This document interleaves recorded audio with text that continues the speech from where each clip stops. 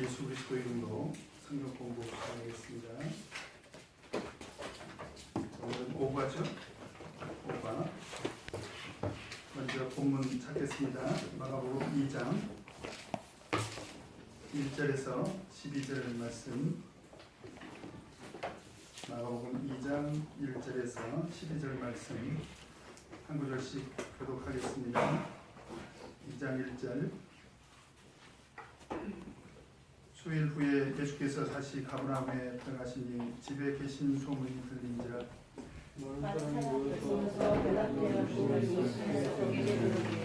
예수께서 저희에게 불을 말씀하시더니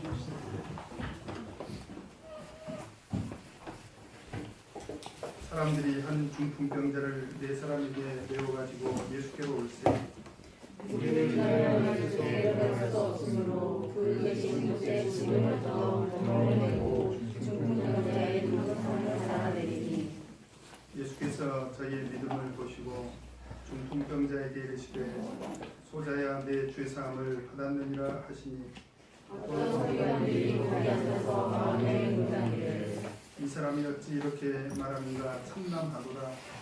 오직 하나님 한 분 외에는 누가 능히 죄를 사하겠느냐.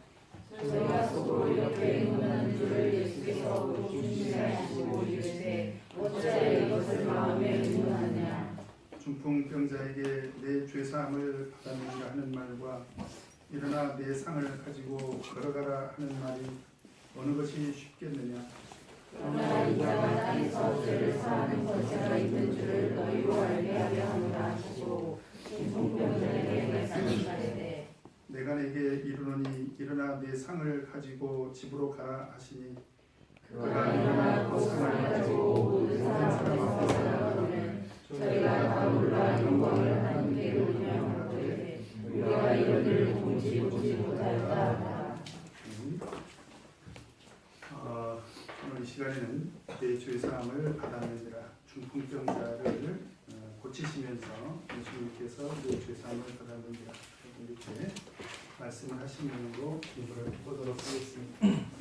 우리 이적 예수님께서 이적을 행하신 목적입니다. 우리가 예수님의 이적을 공부하는 목적이 아니라 예수님께서 이적을 행하신 목적이 어디 있을까? 그 이적을 행하심으로 예수님께서는 자신이 하나님이시다는 것을 드러내신다는 거죠. 내가 하나님이시다. 그리고 이적은 사실은 거의 대부분이 하나님께서 아무 대가 없이 우리를 불쌍히 보시고 행하시는 경우가 많습니다. 그래서 하나님은 우리에게 은혜와 자비와 긍휼을 베풀어 주시는 분이다. 우리가 항상 하나님을 믿고 하나님을 향한 우리의 간구는 하나님의 은혜를 구하는 그런 신앙이 우리들에게 꼭 있어야 되고요. 그 다음에 세 번째로 하나님께서는 그런 이적을 보여주시면서 우리에게 믿음을 세워주신다는 거죠. 잘못 이해하면 이제 어떤 이적이 때로는 예수님께서 믿음을 보시고 이적을 행하시는 경우가 있어요. 그렇죠? 뭐 나중에 공부하겠습니다만 어떤 여인이 예수님께 다가와가지고 옷자락을 만지지 않습니까? 옷자락만 만져도 내가 낫겠다. 그런 믿음이 있었죠. 그래서 고쳐주신 것은 사실이지만 그러나 그것은 이적을 행하신 목적이 아니라 그 사람에게 하나님께서 은혜를 베풀어 주실 때 믿음을 보고 은혜를 베풀어 주셨다는 거고요. 예수님께서 이 이적을 행하시는 목적은 어디에 있느냐? 그 이적을 경험함으로 인해서 우리 연약한 믿음이 더 세워진다는 거죠. 그래서 믿음을 세워주시려고 한 거다. 은혜를 베풀어 주시는 거고 우리 믿음을 세워주시는 거다. 그리고 네 번째로 예수님께서는 이 이적을 통해서 우리에게 전하고자 하는 그런 메시지를 들려주신다는 거죠. 그 다음에 그 이적을 행하시는 그 대상들을 보면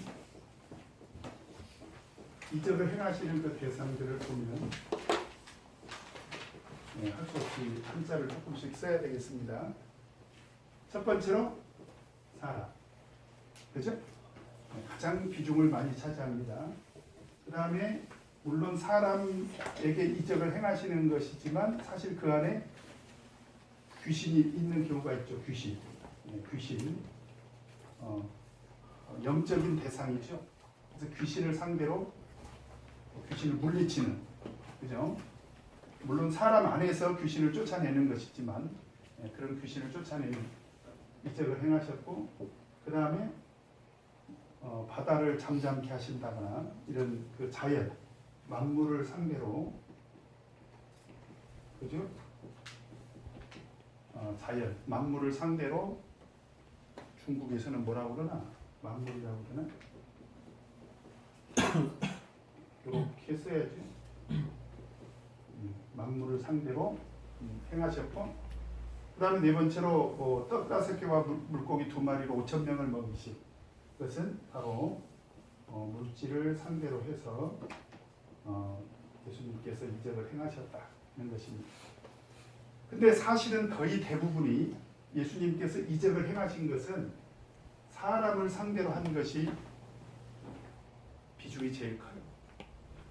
그리고 사실 귀신이나 어떤 자연이나 물질도 이적의 도구일 뿐이지, 이 이적을 행하시는 것도 사실은 이 자체의 목적이 있는 게 아니라, 떡 5개를 불리려고 한 것이 아니라 떡 5개로 많은 사람을 먹이시려고 한 거잖아요. 그리고 바다를 잠잠케 하시려고 한 게 아니라 그 바다를 잠잠케 해서 사람들을 안전하게 보호하시려고 하신 것이다. 그러니까 사실은 이 모든 것도 누구를 위해서 이적을 행하신 것입니까? 사람을 위해서. 그래서 우리가 잊지 말 것은 예수님께서 이적을 행하신 대상이 아무리 많을지라도 사실은 그 중심에 누가 있다는 거예요. 사람입니다. 사람. 네, 사람. 그래서 여담이지만 우리가 교회에서 하는 일 중에요, 가장 중요한 게 뭐냐? 사실은 사람을 돌보는, 사람을 챙기는 일. 우리가 막 안식일에 뭐 교회 수리도 해야 되고 청소도 해야 되고 밥도 해야 되고, 근데 이 모든 것들은 다 사람을 위해서 존재하는 것이지 않습니까? 예수님도 안식일은 사람을 위해서 있다고 했지 않습니까? 그러니까 영혼이 소중하다는 걸 우리가 아셔야 돼요. 그래서 예수님은 세상에 오셔서 그 사람을 챙겼다. 왜 그러냐? 바로 이 사람이 바로 구원의 대상이거든요. 구원의 대상이기 때문에. 그래서 만물 가운데 하나님께서는 가장 누구를 귀하게 여기시느냐? 사람을 귀하게 여기신다. 그래서 그 이적의 대상은 사실은 사람이라고 해도 된다는 거예요. 유일하게 사람이다. 예수님께서 이적을 행하시는 그 근본적인 목적이 사람을 위해서다. 그런데 그 사람을 위해서 하는 그 이적의 내용을 보면, 어떤 내용으로 예수님께서 어떤 내용으로 이적을 행하셨느냐? 그 이적의 내용을 보면 거의 대부분이 병 고치는 것이, 병 고치는 것. 그죠? 병 고치는. 뭐 어쩌다가 뭐 떡 5개와 물고기 2마리 5,000명을 먹이시는 그런 내용이 한두 가지가 있지만, 그러나 거의 대부분이 병 고치는 거고, 조금 구분해서 이야기를 한다면 죽은 사람을 살리시는 그런 경우가 3건 있었죠. 3건. 그죠? 이거는 다 기억하시죠? 야이로의 딸, 그 다음에 나인성 과부의 아들, 그 다음에 나사로, 이렇게 3명을 살리시지 않습니까? 그렇죠? 그런데 독특하게 오늘 예수님께서 그 이적을 행하시면서 뭘 언급하시냐면 죄를 언급하시다는 거예요. 죄를 언급하시다. 근데 예수님께서 이적을 행하시는 내용을 보면 사실은 거의 다 병고침인데, 예수님 병고침인데, 그죠? 죽은 자를 살리시는 것은 예외적으로 3건에 해당이 되고, 거의 다 여러분이 24절까지 내용에서 사람을 상대로 하는 이적을 보면 거의 다 병을 고쳐주시는 내용. 병을 고쳐주시는 내용. 이제 그러다 보니까 어떤 오해가 생길 수 있냐면, 예수님은 세상에 병 고치러 오신 분이다. 그죠? 우리가 생각할 때는 오해가 아니라 이건 좋은 거잖아요. 예수님, 우리가 예수 믿으니까 병을 고침받게 된다. 이 말인즉슨 우리 입장에서 보면 우리가 예수님을 믿는 목적은 어디에 있다? 병 고치는 데 있다 라고 오해할 수 있다는 거예요. 그런 오해가 있을 수 있다. 그래서 오늘 말씀은 그것과 관계가 있습니다. 예수님이 세상에 오신 목적이 뭐냐? 그 말인즉슨 우리가 예수님을 믿는 목적이 뭐냐? 와 동일하다는 거예요. 그래서 예수님께서 메시아로서 세상에 오신 목적이 뭐냐를 올바로 인식해야, 그죠? 병을 고치는 것은 좋은 일이고 하나님 은혜죠. 근데 그것이 예수님이 세상에 오신 근본적인 목적이냐? 우리가 예수님을 믿는 근본적인 목적이냐? 정말 그러냐 아니냐? 그래서 마가복음 1장을 한 장만 더 보시면 마가복음 1장을 한번 보도록 하겠습니다.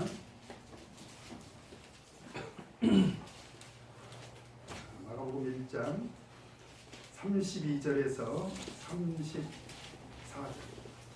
같이 읽겠습니다. 시작. 때 모든 병자와 귀신 들린 자를 예수께 데려오니 온 동네가 문 앞에 모였더라. 예수께서 각색 병든 많은 사람을 고치시며 많은 귀신을 내어 쫓으시며 귀신이 자기를 알므로 그 말하는 것을 허락지 아니하시니라. 그래서 엄청나게 많은 사람들의 병을 이제 고쳐주셨죠, 그죠?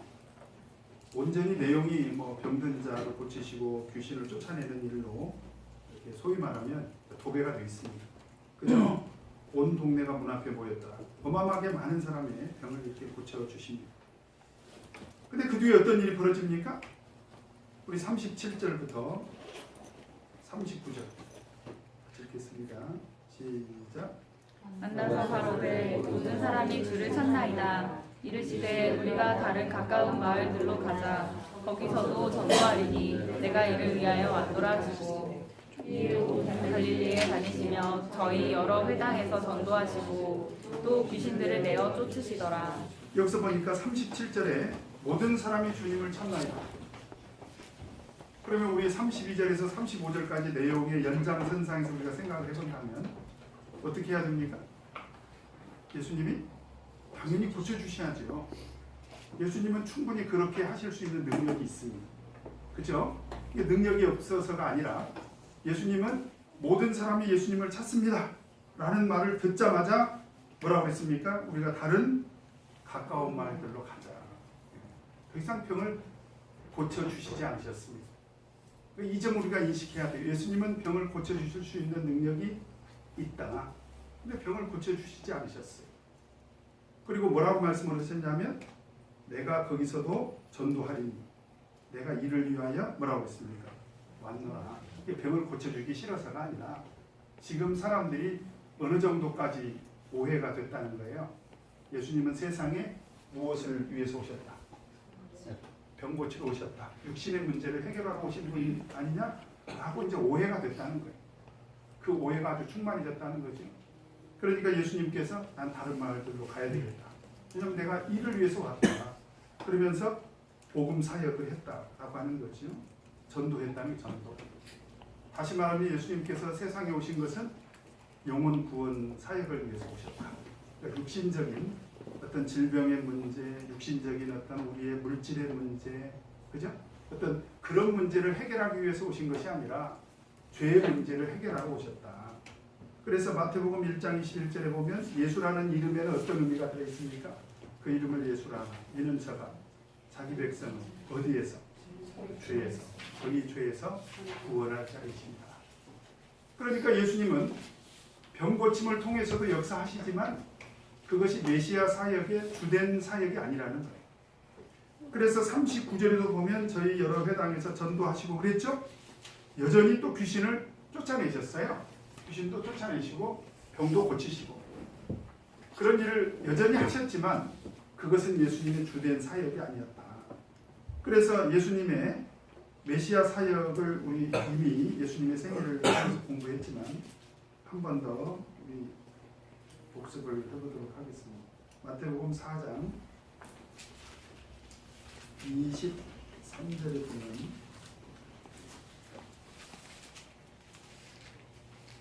마태복음 24장 23절 같이 읽겠습니다. 시작.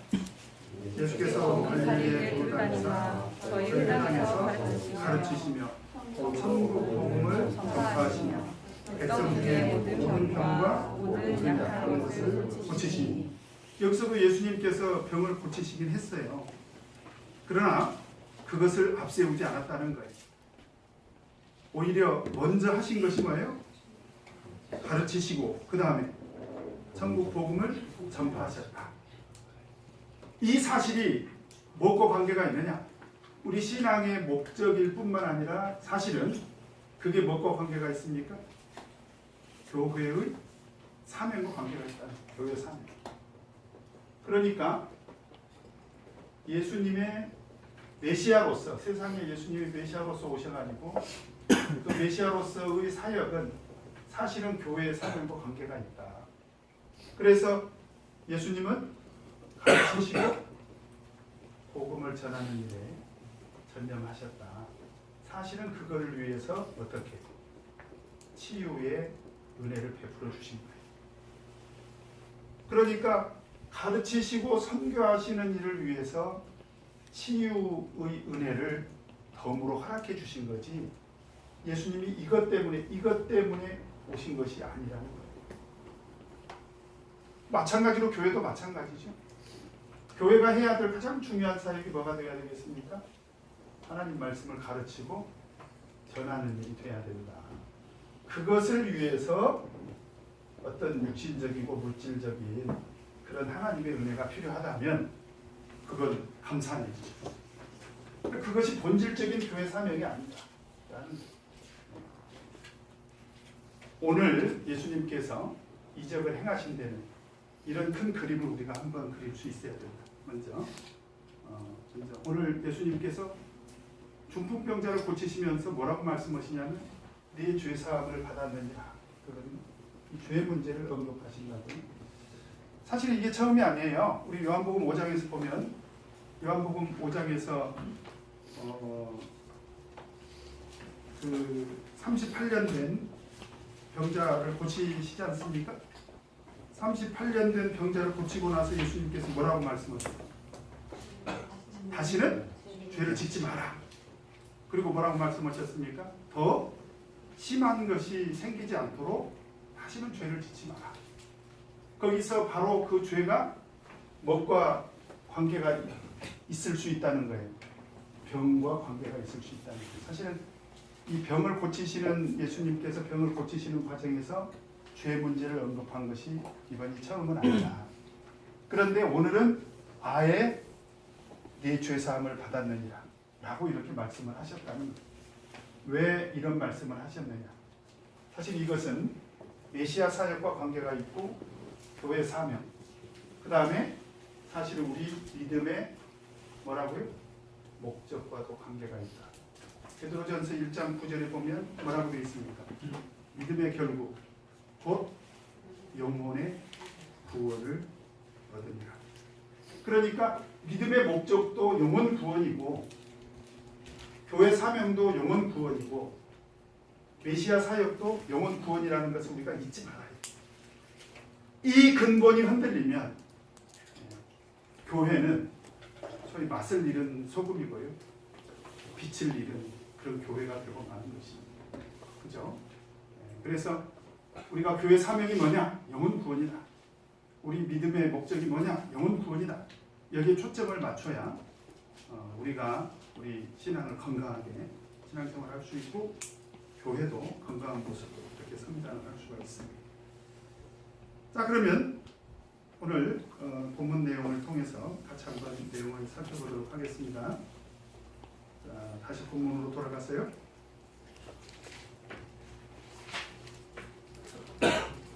1번 같이 읽겠습니다. 시작. 수일 후에 예수께서 다시 가버나움에 들어가셨다. 가버나움에 다시 들어가셨잖아요. 그럼 언제 가셨다는 얘기인데 우리 1장 한번 보도록 하겠습니다. 1장 21절 1장 21절 보시겠습니까? 시작. 저희가 가버나움에 들어가니라. 예수께서 곧 안식일에 회당에 들어가 가르치시니 가버나움에 가신 적이 있죠. 그렇죠? 이 가버나움은 갈릴리 바다 북서쪽에 있는 북서쪽 갈릴리 바다의 거의 귀퉁이 그 북서쪽에 붙어 있는 해안 도시입니다. 근데 이게 누구 집이 있냐면 1장 29절에 보니까 1장 29절 같이 읽겠습니다. 시작. 세상에서 나와 곧 야고보와 요한과 함께 시몬과 안드레의 집에 들어가. 여기서 시몬이 누굽니까? 베드로죠, 베드로. 그죠? 그래서 저는 여기를 가봤습니다. 가버나움을 갔더니 뭐 사실인지 아닌지는 모르겠지만 베드로의 집이었다라고 소개를 해주더라고요. 그래서 가봤습니다. 많은 성경학자들은 오늘 이 집이 가버나움에 들어가서 계신 집이 바로 베드로의 집이었을 것이다. 이건 뭐 여기 누구 집인지 언급이 안 돼 있으니까. 사실은 예수님도 그 어간에는 공생의 사역을 시작할 그 어간에는 어디서 사셨습니까? 자, 우리 마태복음 9장 한번 보도록 하겠습니다. 마태복음 9장 뭐 그렇게 중요한 내용은 아닙니다만 상식적으로 한번 알면 좋겠습니다. 마태복음 9장 1절 같이 읽겠습니다. 시작. 예수께서 배에 오르사 건너가던 동네에 이르시니. 자, 이 내용이 마가복음 2장하고 동일한 내용입니다. 여기는 가버나움이라고 안 돼 있고 뭐라고 돼 있어요? 본동네. 본동네가 뭘까요? 예수님이 살던 동네 그런 뜻이죠. 언제부터 살게 됐을까요? 마태복음 4장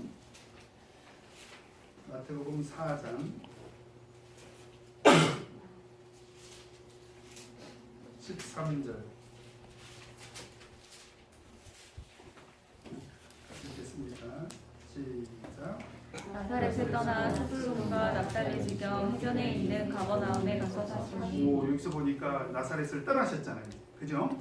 공생애를 앞두시고 여기서 보니까 예수께서 요한의 잡힘을 들으시고 갈릴리로 물러가셨다가 어디를 떠나서 나사렛을 떠나서 어디 가버나움에 가서 사시다가 17절에 보면 이때부터 예수께서 비로소 전파에 가사대라고 한 것으로 봤을 때 예수님께서는 나사렛에서 이렇게 사시다가 공생애의 그 시작 시점에 가버나움으로 이주하셨고 거기서 사시다가 제자들을 부르셨고 그죠? 그 제자들 중에 2명인 베드로와 안드레가 바로 가버나움에 살았던 사람들이다. 이걸 알 수가 있다는 거죠. 큰 지역으로 보면 갈릴리 지역입니다. 가버나움도 갈릴리 출신인데 가버나움이라고 하는 소도시에 바로 베드로와 시몬이 살고 있었다라고 하는 것을 알 수가 있습니다. 그래서 뭐 어떤 사람은 예수님 집이었다 뭐 이렇게 주장을 하기도 하는데 아마도 베드로 집이었을 것이다. 저는 그렇게 생각합니다. 왜냐하면 예수님이 공과 사를 구별을 하실 수 있는 분인데 왜 자기 집에서 하셨겠어요? 그죠? 저는 그렇게 생각합니다. 그래서 베드로의 집이었을 것이다. 자, 그런데 어떤 일이 벌어집니까? 2번 같이 읽겠습니다. 시작. 예수의 소문을 듣고 온 사람들로 인해서 어떤 일이 일어나게 되는가. 이때가 사실은 공생의 초기예요. 근데도 이미 예수님에 대한 소문이 어느 정도로 퍼졌습니까? 어느 정도로? 2절에 보니까 많은 사람이 모여서 문 앞에라도 어떻게 용신할 수 없게 됐다. 용신. 오늘 마침 용신 형제가 오셨습니다. 몸을 움직일 수 없을 그럴 정도가 됐다. 몸을 그냥 움직일 수 없을 그런 정도가 됐다. 그러니까 사람들이 집을 중심으로 해서 엄청나게 많은 사람들이 지금 모였다는 거죠. 그래서 1장 33절에도 보면 온 동네가 문 앞에 모였다. 그러니까 그때 이미 많은 사람들이 이렇게 소문을 듣고 예수님을 찾게 됐다. 근데 예수님을 이렇게 사람들이 많이 찾은 이유가 어디 있습니까? 하나님 말씀 들으려고요? 네? 영혼 구원의 사명을 감당하려고요? 그렇지 않지. 사람들의 관심은 어디 있어요? 병고침에 있다. 그러니까 오해할 수 있다. 사실 교회도 마찬가지죠. 저는 예수 믿고요. 예수 믿고 사람들이 돈 많이 벌고 예수 믿고 세상적인 지위가 올라가고 또 병도 고치고 그러면 저는 참 좋겠어요. 참 감사한 일이죠. 근데 문제는 뭐냐면 그게 예수님을 믿는 믿음의 목적이 될 수 있냐라고 하는 것입니다. 만약에 그것이 예수님을 믿는 믿음의 목적이 되어버리면 어떤 일이 벌어지냐면 기도했는데 병 못 고치면 신앙에 뭐가 와요? 회의가 와요. 회의가.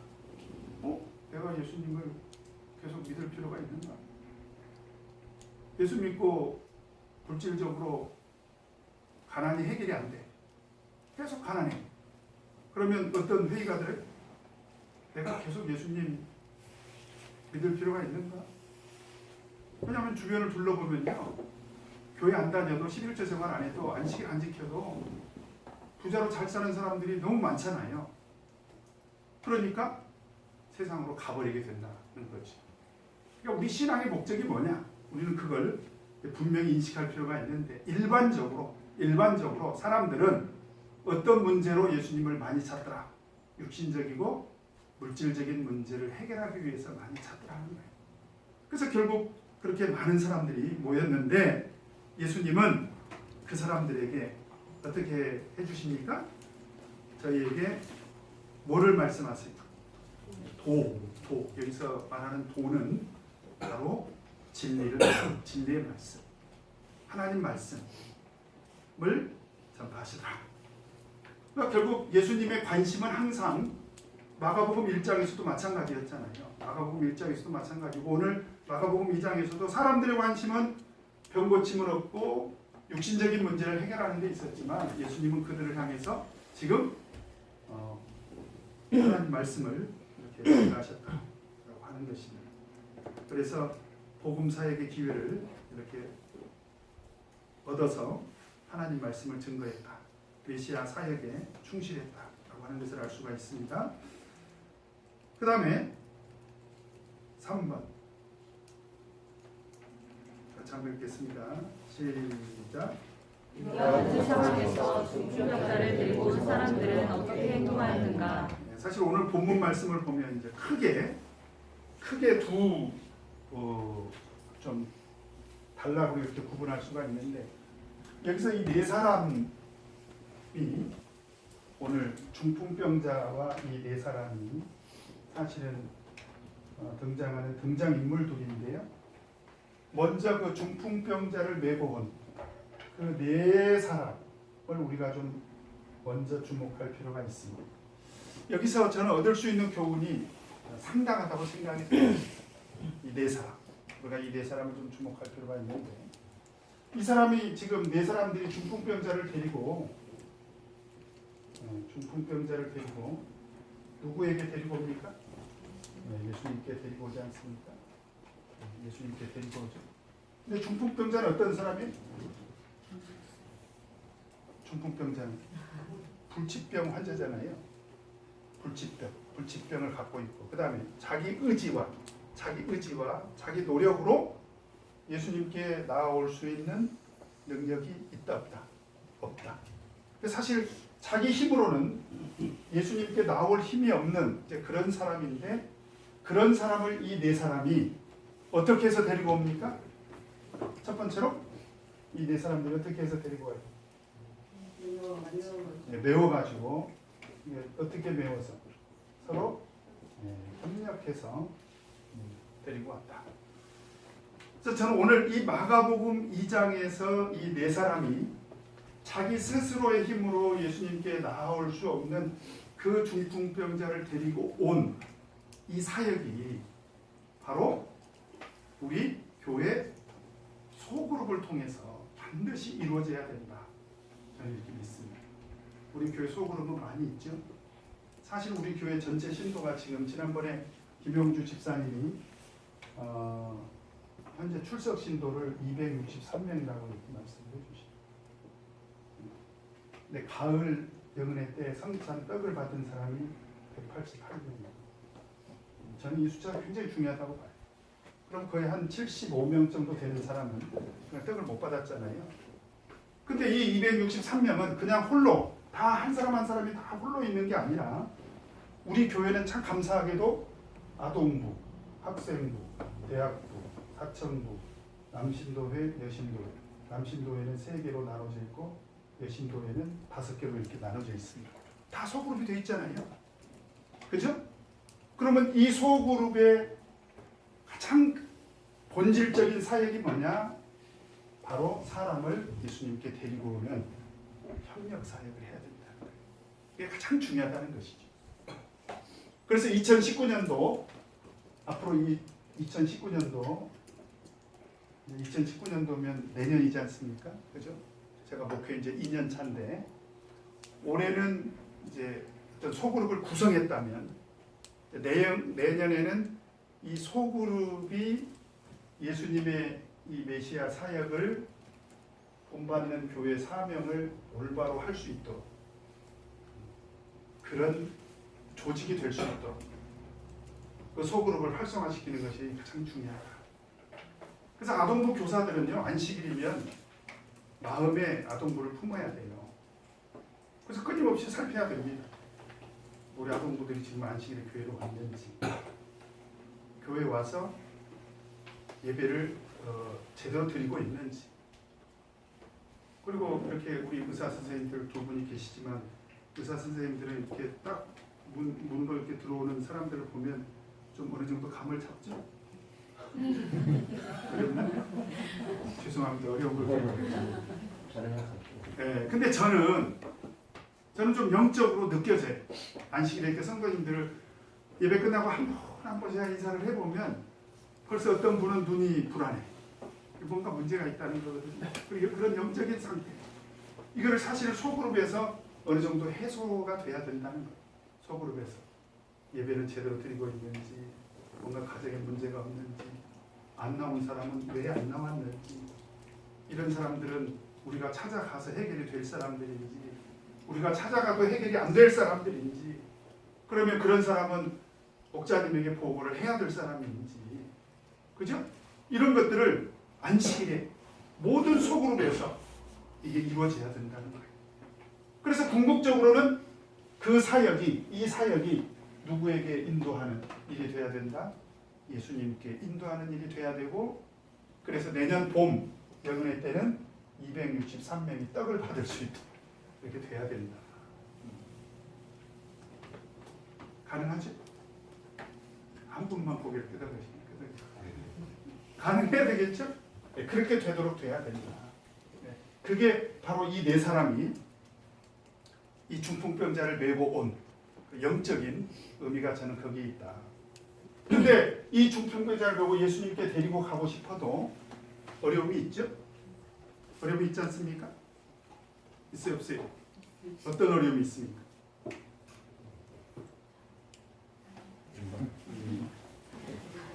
이게 상당히 사실은 여기 영적인 굉장히 깊은 비밀이 있습니다. 예수님께 나아오는 것을 방해하는 것이 사실은 누구더라? 사람이다.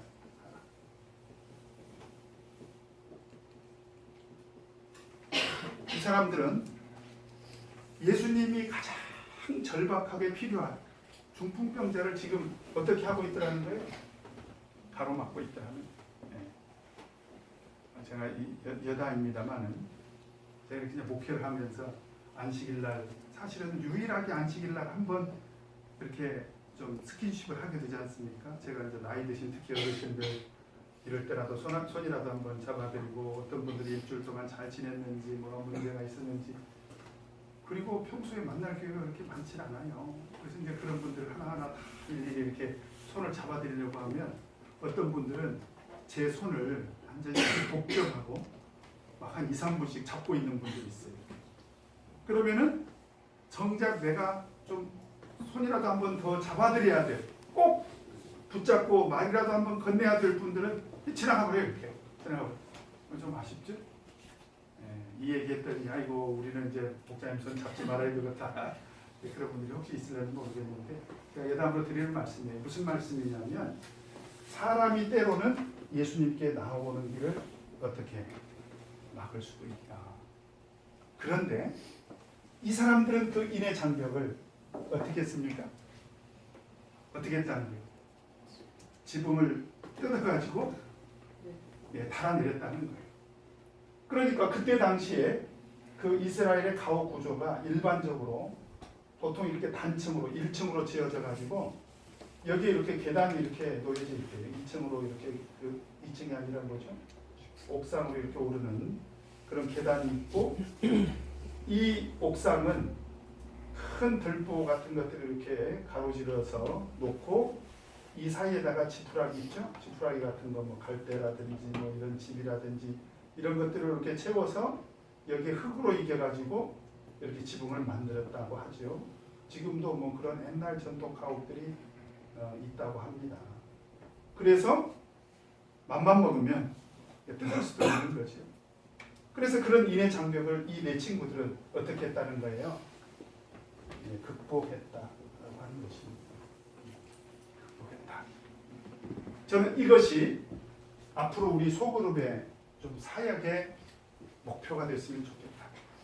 우리가 협력하면, 그죠? 협력하면 자기 스스로의 힘으로 예수님께 나올 수 없는 사람들을 이끌 수 있다. 가능하겠죠? 근데 어려움이 있다 없다? 어려움이 있다는 거예요.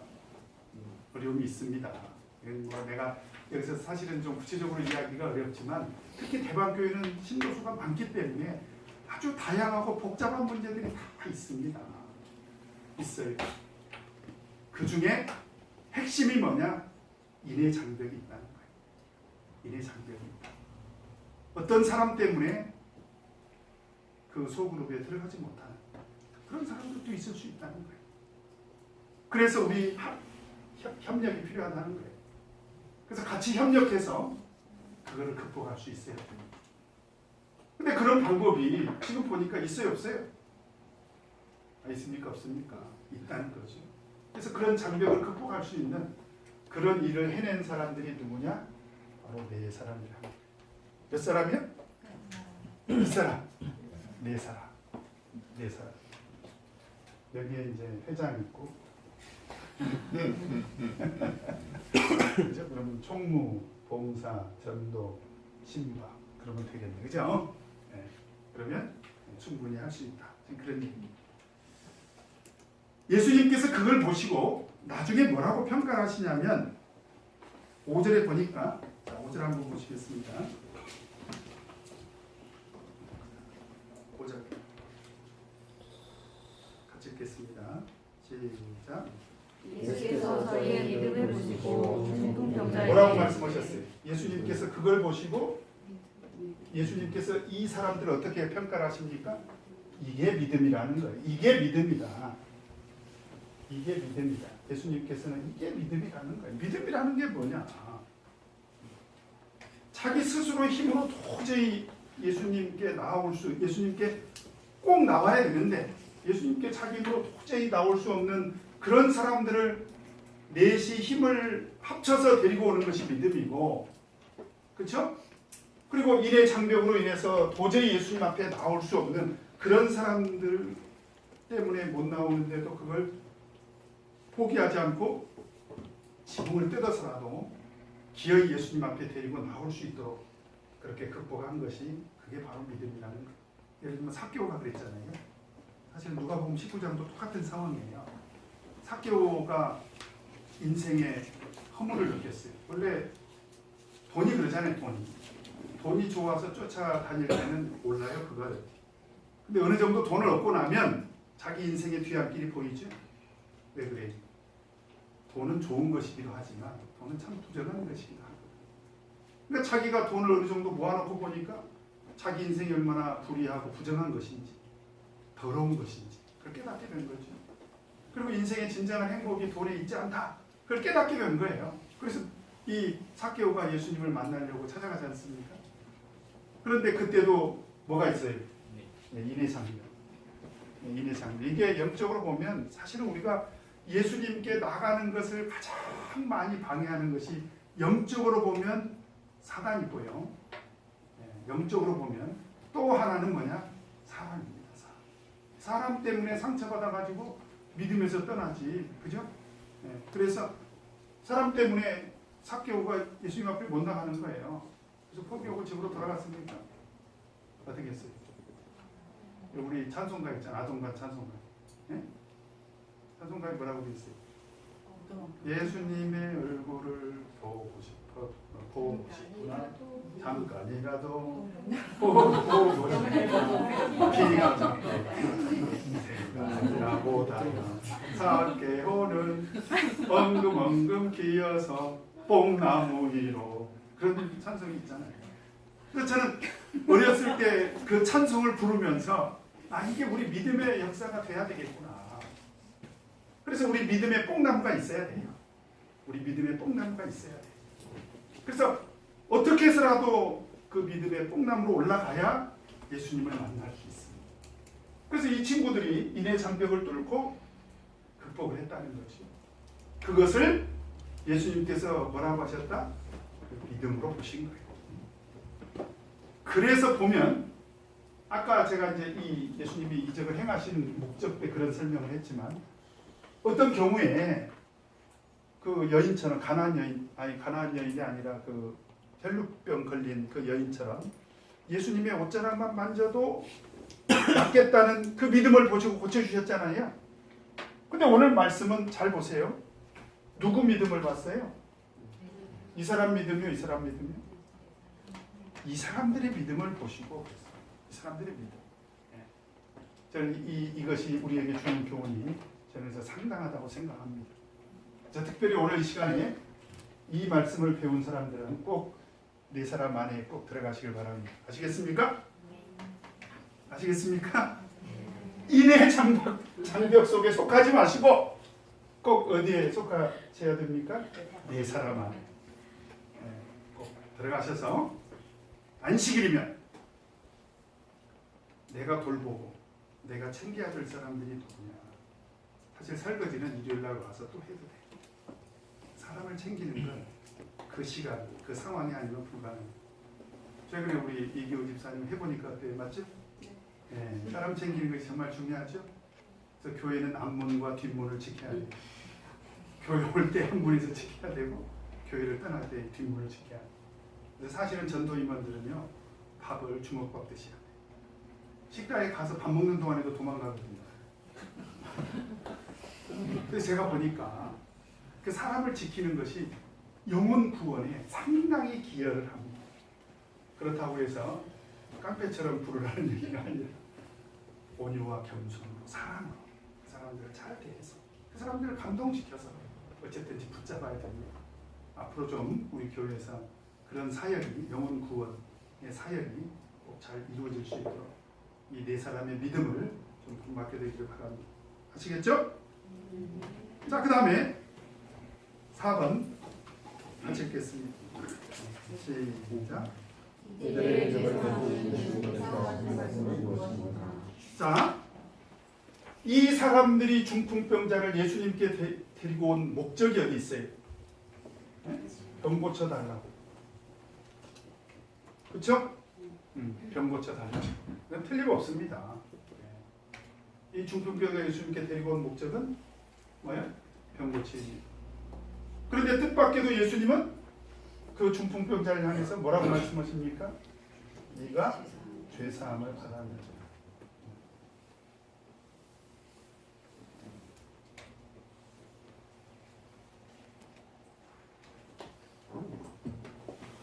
오늘 아침 의사 선생님이 계시니까 어쩔 수가 없네요. 감기 걸려서 환자가 왔는데 어머니 예수 믿고 꼭 천국 가세요. 그래 보세요.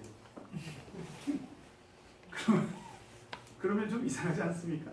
그죠? 그리고 어머니 많이 아프시죠? 제가 감기약 쳐드리겠습니다. 해야 만족하지. 어떤 환자가 아유 선생님 저 죽겠어요. 지금 요새 독감 걸려가지고 지금 일주일째 제가 고생해요. 그러면 아이 세례받고 예수 이름으로 세례받고 천국 가셔야 돼요. 죄사함 받고 좀 이상하지 않습니까? 근데 왜 예수님께서 그런 얘기를 하시냐 이 말이죠. 자, 이것도 한번 우리가 생각할 필요가 있습니다. 예수님께서 죄사함을 언급한 것은 제가 요한복음 5장 얘기도 했죠.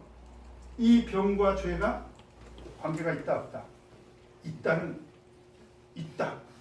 관계가 직접적으로 관계가 있는지 없는지 그건 우리가 알 수가 없지만 그때 38년 된 환자도 이 사람이 병 때문에 38년 동안 고생했냐? 그런 말은 없어요. 근데 병을 고쳐주시고 나서 하신 말씀이 앞으로 네가 더 심한 것이 생기지 않도록 죄를 짓지 마라. 이런 얘기를 한 걸로 봤을 때 이 병과 죄는 관계가 있다 없다? 관계가 있다는 거예요. 그래서 지금 예수님께서 네 죄사함을 받았느니라 병 고침을 원하는 사람에게 했다는 얘기는 이 죄사함이 이 죄가 병과 관계가 있다 없다? 있다 라는 것을 우리가 알 수가 있고요. 그보다 더 중요한 것은 자, 서로 잘 보세요. 서로 예수님께서 병을 고쳐주시더라도 이 사람은 반드시 구원받으려면 죄사함을 받아야 되지 않습니까? 그렇죠? 그러니까 구원의 본질은 무엇을 해결하는 것이다? 죄의 문제를 해결하는 것이다.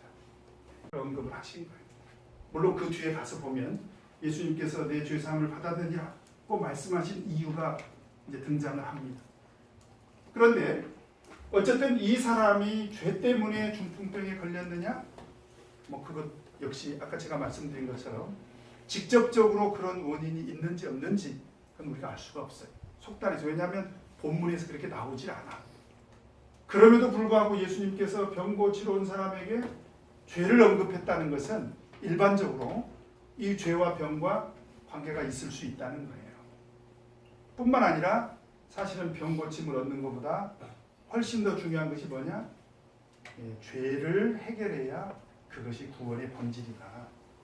그래서 예수님께서 추구하는 구원의 본질은 바로 어디에 있다는 거예요? 죄의 문제를 해결해 주는 데 있다. 그래서 예수님께서 이 죄사함을 언급하셨을 것이다 라고 이렇게 우리가 한번 생각해 볼 수가 있습니다. 자, 그 다음에 5번 같이 읽겠습니다. 시작. 내 죄사함을 받았느니라는 말씀에 대한 서기관들의 반응은 어떠했는가? 자, 이 얘기를 듣고 서기관들의 반응이 어떤 반응이 나옵니까? 2장 7절에 보니까 이 사람들의 반응이 어떻게 나와요? 참남하도다. 참남하다는 것은 굉장히 하나님을 모독했다는 의미입니다. 굉장히 불경건하다. 그런 뜻이죠. 참남하다. 하나님을 모독했다는 거예요. 그렇게 생각한 이유가 뭘까요? 7절에 보니까 뭐라고 그렇게 생각한 이유를 뭐라고 지금 이 사람들이 말하고 있습니까? 그 이유가 뭐예요? 오직 그랬죠. 오직 하나님 한 분 외에는 누가 능히 죄를 사하겠느냐. 맞는 말이 틀린 말이 맞는 말이죠. 근데 왜 맞는 말을 하면서 참남하도다 그런 얘기를 하고 있습니까? 이 사람들이 그렇게 생각한 이유가 뭐예요? 하나님 한 분 외에는 누가 능히 죄를 사하겠느냐 맞는 말이잖아요. 근데 왜 예수님을 참남하다고 해요?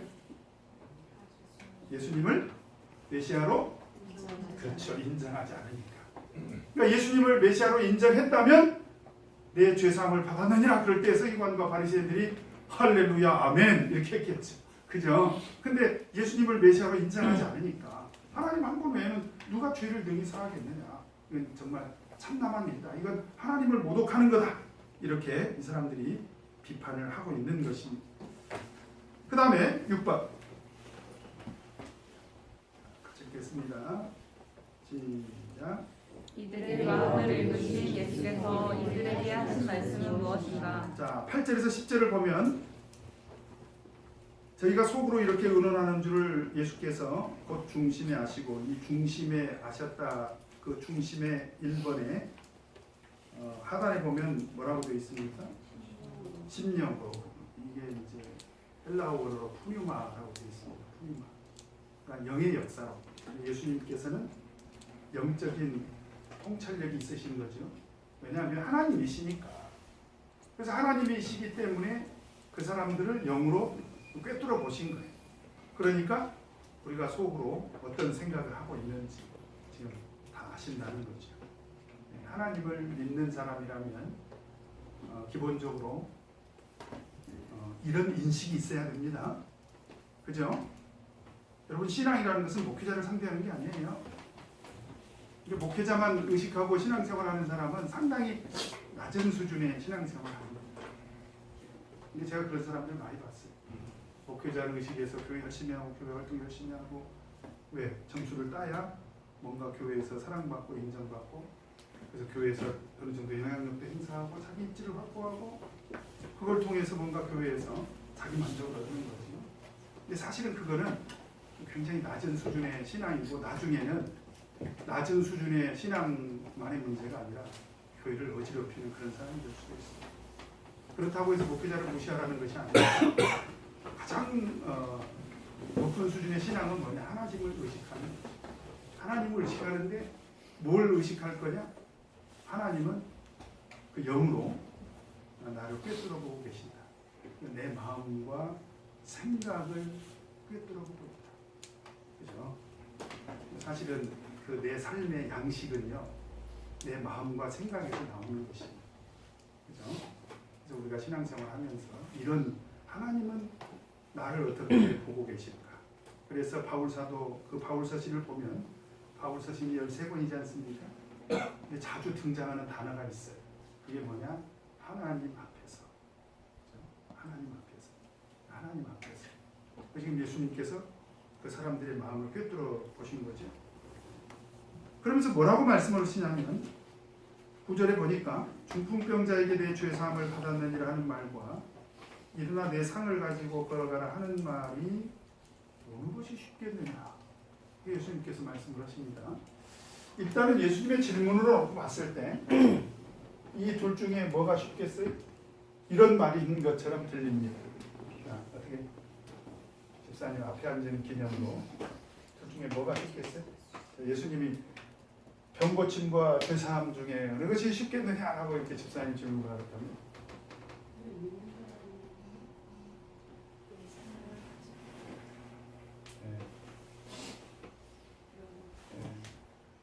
저는 목회를 하면서도 모르겠어요, 도대체 뭐가 더 쉬운지. 뭐가 쉬워요? 다 어렵죠. 다 어렵잖아요. 왜 그러냐면 신도들이 병에 걸려가지고 저한테 와가지고 목사님 기도해 주세요 그러면 참 저는 어려워요. 왜냐하면 제가 그냥 걱정하지 마세요. 내일이면 나을 겁니다. 그럼 얼마나 이게 쉬운 일이에요. 그런데 감기 걸려서 기도 부탁을 해도 1년이 가도 안 낫는 경우도 있거든요. 어렵죠. 그 다음에 죄사함도 그래요. 제가 딱 죄를, 그래, 죄 내가 용서해 줄게. 죄를 사하는 건 고아간에 물속에 넣기까지도 힘들어요. 몇 분 부도자 교육 하자고 그러니까 도망가 버리잖아요. 저한테는 다 어려워요. 그런데 사실 예수님 입장에서는 식은 죽 먹기죠. 2배나. 병 고침도 그러잖아요. 예수님은 하나님이시니까 뭐 병 고치려고만 하면 고치고 죄사함도 뭐 하고. 그러니까 제가 생각할 때는 나한테는 다 어렵고 예수님한테는 다 쉬운데 왜 그런 걸 가지고 예수님이 둘 중에 뭐가 쉽겠냐 이 말이야. 그래서 저는 이 질문을 잘 이해를 못하겠어요. 혹시 아시는 분 있습니까? 어떤 것이 쉽습니까? 그죠? 근데 예수님의 의도는 네. 10절을 보면은 선생님이 또 나타나시네. 둘 중에 뭐가 쉬우냐가 그래서 본래 질문은 아니라는 거예요. 저는 그렇게 생각합니다. 왜냐하면 하나님 편에서 보면 다 쉽죠. 근데 우리 편에서 보면 사실은 다 어렵죠. 그렇죠? 그렇지 않습니까?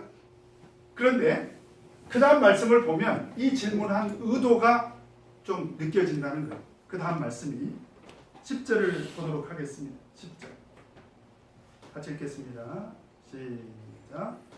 그러나 인자가 땅에서 죄를 사하는 죄를 사하는 권세가 있는 줄을 너희로 알게 하려 하노라 하시고 중풍병자에게 말씀하셨습니다. 이제 병을 고쳐주시려고 하기 직전에 하신 말씀인데 내가 왜 내 죄사함을 받았느냐 이런 말을 했냐 이 말이죠. 그리고 둘 중에 어느 것이 쉽겠느냐 라고 했냐. 그런데 사실은 더 중요한 건 뭐냐면 내 죄사함을 받았느니라는 말을 내가 왜 했냐. 왜 했냐. 그러니까 어느 것이 쉽겠느냐는 것은 둘 중에 어느 것이 쉽겠느냐 그걸 물어본 게 아니라 그 다음 말을 하려고. 그러나 인자가 세상에서 뭐요? 죄를 사하는 권세가 있는 줄을 너희들로 하여금 알게 하려고 내 죄사함을 받았느니라 는 말을 했다는 거예요. 자, 이해가 되십니까? 이해가 되시나요? 문맥상으로 들어가면 이제 아까 우리 허진숙 선생님 얘기가 맞아요. 문맥상으로 보면 어느 것이 쉽겠느냐? 어떤 것이 쉬워요? 병 고치는 것이 쉬울 것처럼 보이죠. 그죠? 문맥상으로 보면 이것이 어렵다는 거죠. 죄사함을 얻게 하는 것이 어렵다. 문맥상으로 보면. 그런데 저는 잘 모르겠어요. 왜냐하면 하나님 편에서 보면 하나님께 어려운 일이 뭐가 있어요? 병 고치는 거나 죄사함을 얻는 거나. 우리 입장에서는 사실은 두 개 다 어렵죠. 그렇죠? 그래서 저는 어떻게 생각을 하느냐? 어느 것이 쉽겠느냐라고 한 것은 그것은 쉬운 것이 둘 중에 하나가 쉬운 것이 있어서 한 말이라기보다는 그 다음 말 그러나 인자가 땅에서 죄를 사하는 권세가 있는 줄을 너희도 알게 하기 위해서 내가 죄를 사하였느니라 이런 말을 했다는 거예요. 자, 이해가 되십니까? 저는 그냥 그렇게 이해를 합니다. 예. 뭐 어쨌든 이것은 예.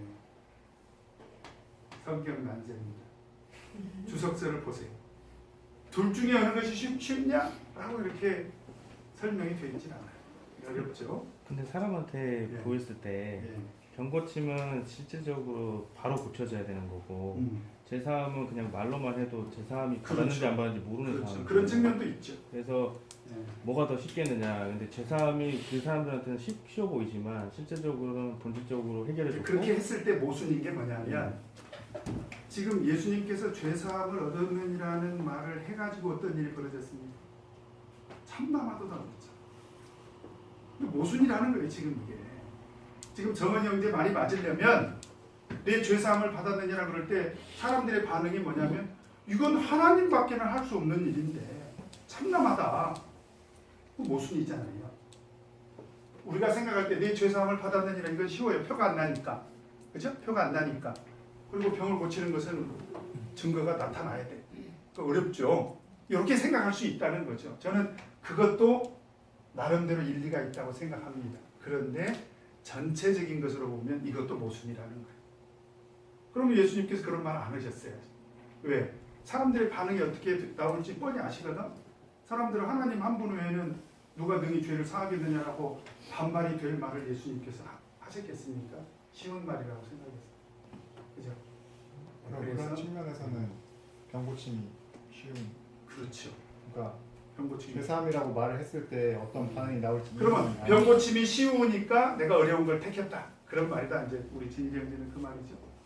그죠. 왜냐하면 뒤에 이유가 나와 있으니까. 그럼 뭐 하려고 그런 질문을 하셨을까? 어느 것이 쉽겠느냐? 그러니까 나는 어려운 것을 선택했다. 이렇게. 본인한테, 그러니까 하나님한테는 그런 권세가 있다. 그러니까 예, 둘 중에 어느 길로 가도 사실 그 질문의 의도로 보면 문맥상으로 보면 아까 우리 허진숙 사모님 얘기가 맞아요. 문맥상으로는 병 고치는 것이 어렵다는 얘기죠. 그런 얘기인데 어느 것이 쉽겠느냐. 근데 저 당시 사람들한테 그러니까 유대인들한테는 이 그렇죠, 그렇죠. 믿음이 크잖아요. 그리고 죄사함이 그게 더 크고 예수님도 그게 크고 그러니까 그게 더 큰 사건으로 서로가 인식하는 거 아닌가요? 진짜 모순이라는 말씀까지. 예. 둘 중에 하나를 쉬운 것이라고 택하는 순간 이 공문은 모순입니다. 여러분 집에 가실 때 잘 생각해 보세요. 아시겠죠? 그래서 저는 어떤 것을 선택해도 보세요. 하나님 편에서는 다 쉽고 우리 편에서 다 어려운 것을 어떻게 이해를 하냐냐. 그래서 저는 어떻게 이해하느냐, 어느 것이 쉽겠느냐는 말은 이런 말일 수도 있다는 거예요. 쉬운 게 뭐가 있겠느냐. 저는 그런 말로도 이해가 되는데 이게 참 어려운 거예요. 그래서 쉬운 게 뭐가 있겠느냐 이렇게 해석하는 사람도 있다는 거예요. 자, 어쨌든 저는 좀 전체적인 이 그 앞뒤 상황을 보고 지금 이제 결론을 내린 겁니다. 그래서 어느 것이 더 쉽겠느냐는 말은 예수님께서 죄 사하는 권세가 있는 줄을 알게 하신다는 말을 하기 위해서 꺼낸 말이지, 둘 중에 어떤 것이 쉬운 것이 있어서 한 말은 아닐 것이다. 저는 이렇게 이해를 했다는 거예요. 저는.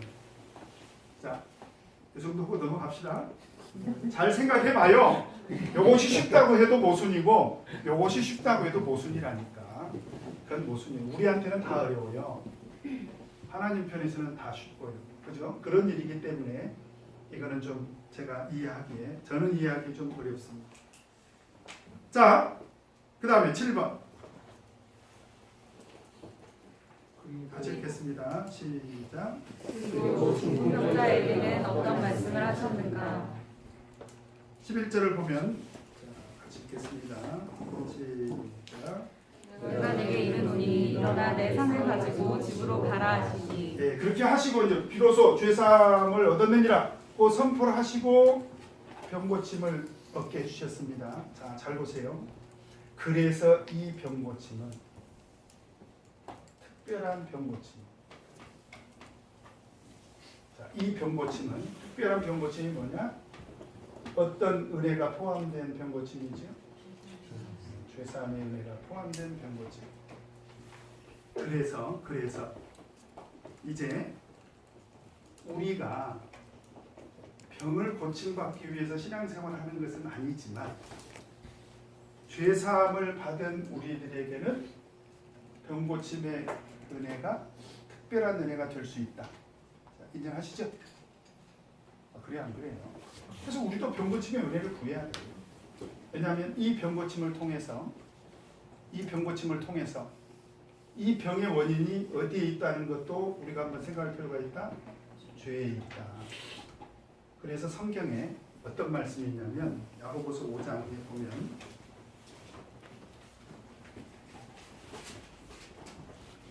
야고보서 5장에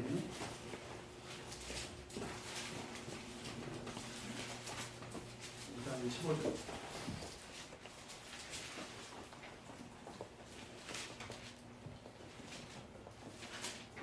읽겠습니다. 시작. 믿음의 기도는 병든 자를 구원하리니 주께서 저를 일으키시자 혹시 죄를 범하였을지라도 사하심을 얻으리라. 그러니까 믿음의 기도를 할 때 병든 자가, 지금 5장 14절에 보면 너희 중에 병든 자가 있느냐? 저는 교회 장로들을 청할 것이요 그들은 주의 이름으로 기름을 바르며 위하여 기도할지니라. 믿음의 기도는 병든 자를 구원하겠다. 믿음의 기도는 병든 자를 구원하겠다. 그런데 혹시 직접적으로 항상 병에는 죄 문제가 있다는 말이 아니고, 혹시 그 죄로 인해서 온 병이라면 믿음의 기도를 하는 동안에 뭘 하라는 거예요? 자기 죄를 구하라는 얘기죠. 그렇죠? 아, 그래요 안 그래요? 16절 같이 읽겠습니다. 시작.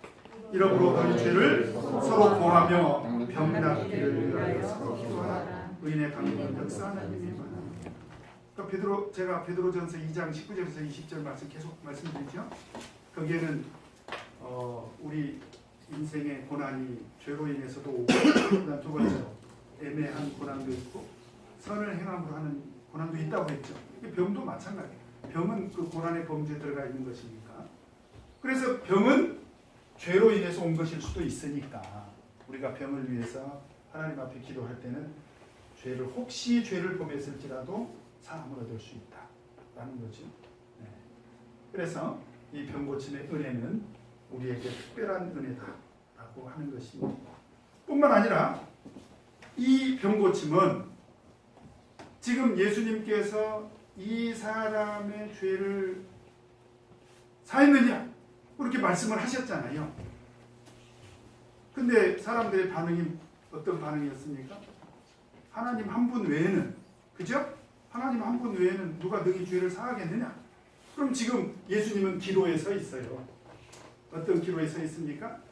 죄를 사하는 권세가 진짜로 있는 메시아인지 아닌지 기로에 서 있죠. 근데 병을 고쳐주심으로 어떤 증거가 됩니까? 어떤 증거가 돼요? 죄사함의 권세가 있는 메시아인 증거가 되는 거죠. 병 고침. 그래서 이 병 고침은 우리 믿음의 증거가 되기도 한다. 우리 믿음의 증거가 되기도 한다. 그런 증거가 있는 신앙생활을 해야 내가 하나님을 믿고 있다는 그런 믿음의 증거가 되고, 내가 믿고 있는 하나님은 살아계신 하나님이다 라고 하는 그런 믿음의 증거를 얻게 되는 것입니다. 그 다음에 8번 같이 읽겠습니다. 시작. 중풍병자의 치유를 목격한 사람들의 반응은 어떠했는가? 12절에 보니까 마가복음 2장 12절에 같이 한번 읽겠습니다. 시작. 모든 사람 앞에서 나가거늘 저희가 다 놀라 영광을 하나님께 돌리며 가로되 우리가 이런 일을 도무지 보지 못하였다 하더라. 여기서 보니까 그가 일어나 곧 그랬습니다. 곧 상을 가지고. 그래서 예수님의 치유의 특징을 볼 수가 있는데, 바로 예수님의 치유의 역사는 즉각적인 역사다. 곧 그랬죠? 곧. 그 다음에 모든 사람 앞에서 걸어서 나갔죠. 공개적인 그런 치유의 역사였다. 즉각적이고 공개적인 그런 치유의 역사였다 라고 하는 것이고요. 그런 치유의 역사를 보고 사람들의 반응은 어떠했습니까? 다 놀라 그랬죠. 다 놀라. 헬라어로 보면 엑시스템이 그러는데요. 혼자가다 정신을 잃다. 그런 얘기. 혼자가다 정신을 잃다. 이게 막 정신을 잃을 정도로 사람들이 놀랐다는 거예요. 어떻게 이럴 수가 있지? 왜냐하면 중풍병자잖아요. 중풍병자가 누워있는데 벌떡 일어나서 자기 자리를 들고 일어서는 그런 모습을 보고 사람들이 놀라서 어떻게 했습니까? 영광을 누구에게 돌리더라? 하나님께 돌리더라. 누가 한 일인데 하나님께 영광을 돌렸습니까? 예수님이 하신 일인데 영광은 누구에게 돌렸습니까? 그렇다면 이때 이 사건을 본 사람들의 마음속에는 이제 뭐가 자리 잡기 시작했다는 거예요. 예수님의 이적을 통해서 신성을 발견하고 바로 그분이 메시아로 오신 분이구나 라고 하는 인식이 이제 자리 잡기 시작했다 라고 이렇게 우리가 짐작을 해볼 수가 있습니다. 그래서 신성을 드러내는 것은 예수님이 하나님이시고 메시아로 오신 분인 것을 믿게 하는 그런 목적이 있다라고 하는 거죠. 자, 그러면 내 삶에 적용하기로 같이 한번 가보겠습니다. 11조 1번 같이 읽겠습니다. 시작.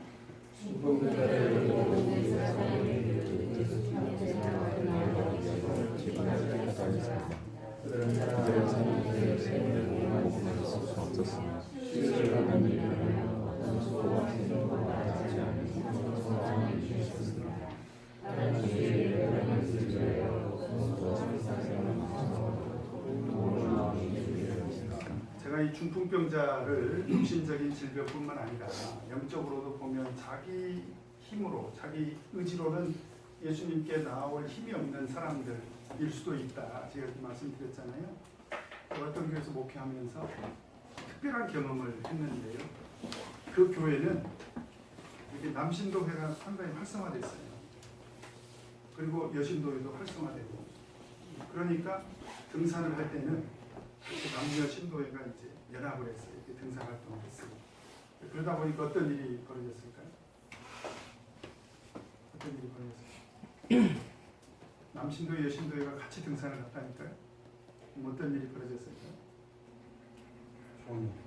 좋은 일이 벌어졌어요. 부부 동반하게 되는 일이 발생하죠. 자, 그러면 또 어떤 일이 발생할까요? 남편이 안 믿는 자매님들이 좀 소외당하는 일이 생기잖아요. 그럼 그 다음에 또 어떤 일이 벌어질까요? 이거 못 쓰겠다. 가지 말자. 희망 없는 거예요. 근데 이 교회는 어떤 일이 벌어졌냐면, 그러니 우리 안 믿는 남편도 좀 끌어내 달라. 아, 이런 거 못 쓰겠다. 우리 부부 동반 모임 하지 마요. 그런 교회가 희망이 있는 사실. 그런데 이거 너무 좋다. 그래, 이런 자리 우리 남편도 오면 좋겠다. 이거 우리 남편 좀 끌어내 달라. 그래가지고 거기 있는 남자 신부들이 그런 마인드를 가졌어요. 안 믿는 남편 데리고 오라 이거지. 그럼 우리가 완전히 부어 삶아주겠다. 가지고 오면 등산하면서 먹이고 또 좋은 얘기하고 그래가지고 한 사람 전도해가지고요.